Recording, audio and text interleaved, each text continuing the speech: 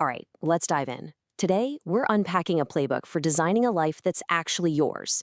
If you've ever felt like you're just running on autopilot, this is all about a framework for grabbing the controls, for finding real freedom and meaning in what some people are starting to call a new digital renaissance.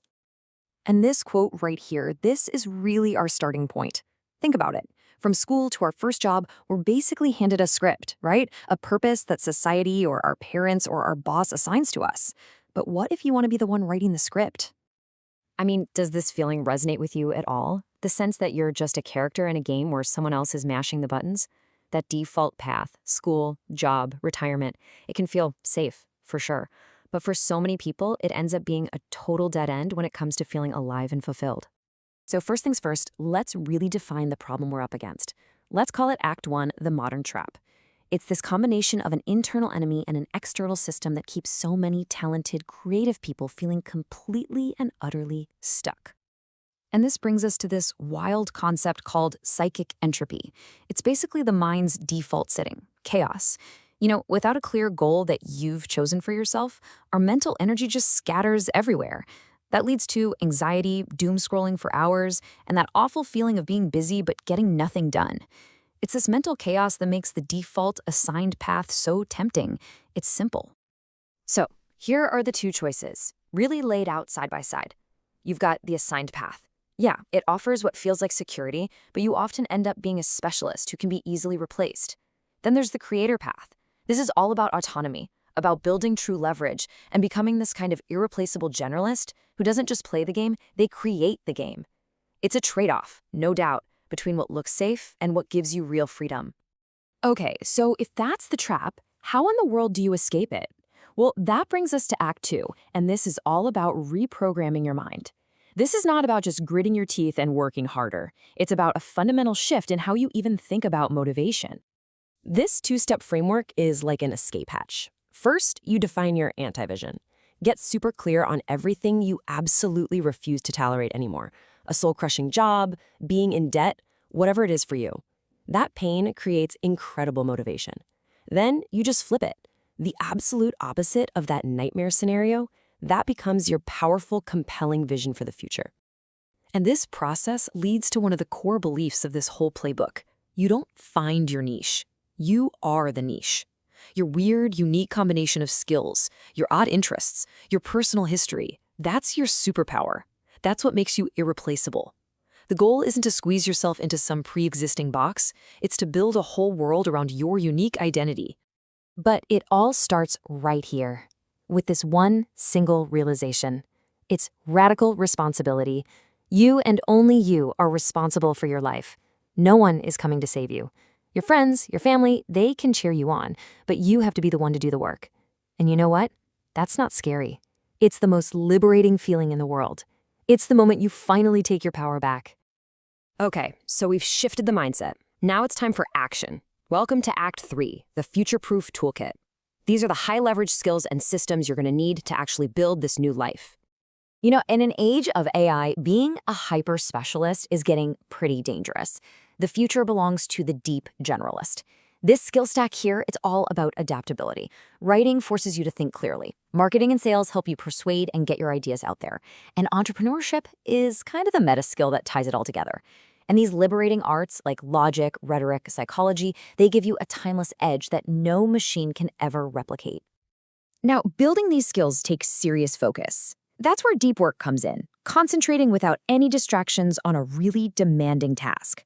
But let's be real, in our world of endless notifications, that's almost impossible without monk mode, where you intentionally, ruthlessly subtract distractions from your life. This is how you create the quiet space to build the kind of valuable intellectual capital that sets you apart. And this simple daily habit is what ties it all together. It's a loop. You read to get new ideas and expand your mind. You write to wrestle with those ideas and create clarity for yourself. And then you build something. You apply that knowledge to create tangible assets in the world. This little loop is what transforms you from a passive consumer into an active creator, day after day. This brings us to Act 4, playing the creator game. This is where we take that new mindset and that powerful toolkit and apply them to a modern business model that honestly is accessible to pretty much anyone. So what's the model? It's the one-person education business. And look, you don't need some world-changing, revolutionary idea. It starts with something much simpler. Solve your own problems. Seriously, if you figured out how to get in shape, or learn a new language, or become more productive, your journey is the product. You just package that solution and sell it to people who are exactly where you used to be. And there's a really clear path to scale this thing up. You don't just jump to $1 million. You start in stage one, doing one-on-one client work. This lets you earn income right away and prove that your process actually works. Then, as you build an audience, you move to a hybrid model, like group coaching. And finally, stage three, you productize your knowledge into digital courses or guides. That's where you get infinite scale and true freedom. And this progression is so important because it's all about one word: leverage. A service business has low leverage. You're just trading your time for money. But as you can see, as you move up this ladder toward digital products and systems, your leverage and scalability go way, way up. The whole goal is to pick a model that decouples your income from the hours you put in. And this is why that you are the niche idea is so powerful. It all comes full circle here. In this model, you're not faking anything. Your personal philosophy, your genuine worldview, that becomes your brand. And the way you actually live your life, the systems you use, the problems you've really solved for yourself, that is the product. Authenticity isn't some marketing strategy. It's the entire business model. So, what's the payoff for all this? What's the point? That brings us to our final act, Act 5, designing your new reality. Let's actually look at what the win condition of this whole game really looks and feels like. Now, this number probably jumps out at you. 2 to 4 hours? Is that a joke? No, but it's not about being lazy. The 2 to 4 hour workday is a philosophy. It's about extreme, ruthless focus on only the highest leverage tasks. When your time is spent creating systems and building digital assets, you produce massive results in a very short amount of time. The rest of the day? That's for living, learning, and recharging your creativity. This idea is governed by something called Coe's law. You've probably heard of Parkinson's law, right? Work expands to fill the time available. Well, this is the upgrade. Coe's law says that your work itself should evolve to generate more income and impact within the same block of time. You don't work longer, you upgrade what you're working on, moving from low-leverage services to high-leverage products and systems. And this is the identity you ultimately grow into. You're not the fragile specialist who can be replaced by the next software update. You become an irreplaceable generalist. You can think, write, persuade, build, and connect ideas across totally different fields. You solve problems in a way that is completely unique to you, and that makes you incredibly resilient and valuable no matter what the future throws at you. And this right here is the end game.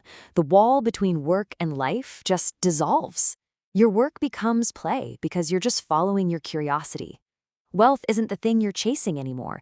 It's just the natural byproduct of creating real value for other people. You are literally getting paid to be yourself. So there you have it. The playbook for the modern renaissance. The mindsets, the strategies, the tools, it's all laid out. The question is no longer, how do I do this? The only real question left is the one you see right here. What game will you choose to play? The one that was assigned to you, or the one you designed for yourself?